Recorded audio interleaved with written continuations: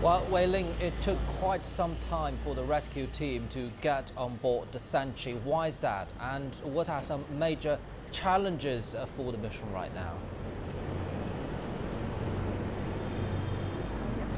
So perhaps we can first try to assess why is it first taking so long to put out the fire. Now, a chemical expert I got to speak to yesterday at the Bureau said that the tanker may continue to burn for 1 to 2 more weeks. And this is because of the condensate oil stock that is left on the tanker.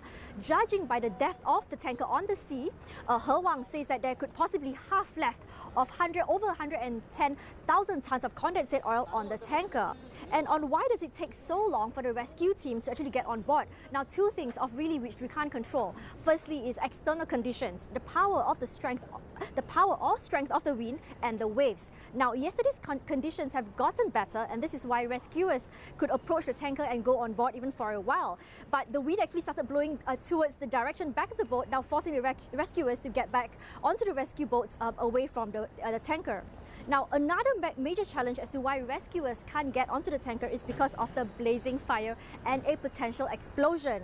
Condensate oil, when it burns, it is toxic to our breathing system. But for more on why does it prove difficult for rescuers to get on board, let's have a listen to He Wang's thoughts. So many people risk their lives to rescue the ship.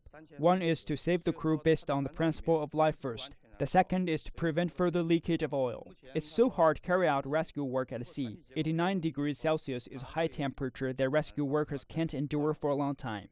They need to wear a full set of protective gear, which is really heavy. They can't stay inside for a long time. So we need to further check the temperature of other cabins on the ship.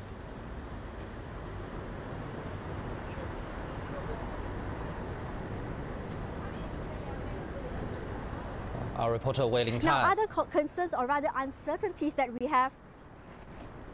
Right, so other concerns or rather uncertainties that we have right now is really drilling down the cause of the collision, as well as the assessment of the black box which has been achieved yesterday, as well as to what extent has the condensate oil spilled into the sea, as well as to what extent the damage is. And lastly, investigation, as we understand, is also pending for the Chinese bulk carrier which was also involved in the collision.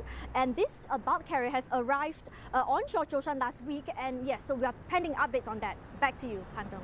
Thank you very much, our reporter Wei Ling.